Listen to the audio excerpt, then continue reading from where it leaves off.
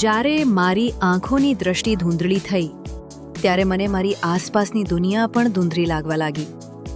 બાળકોની રમતો, ચહેરાઓની ખુશી, બધું જ અસ્પષ્ટ થઈ ગયું હતું. એવો સમય હતો જ્યાં આશાની લેખા પણ દેખાતી ન હતી.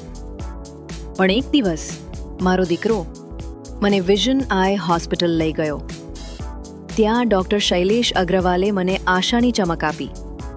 તેમણે કહ્યું કે અહીં માત્ર સારવાર નથી, પરંતુ સહાનુભૂતિ અને વૈજ્ઞાનિક નિષ્ણાતી છે. જ્યારે મેં સારવાર લીધી ત્યારે મને ફરીથી દુનિયા જોઈ શકવાની તક મળી. હવે હું ફરીથી બાળકોને રમતા જોઈ શકું છું અને મારી આંખો હવે માત્ર દ્રષ્ટિ નથી, પરંતુ જીવનના દરેક પળને માણવાની ક્ષમતા છે. આજે જ મુલાકાત લો વિઝન આઈ હોસ્પિટલની.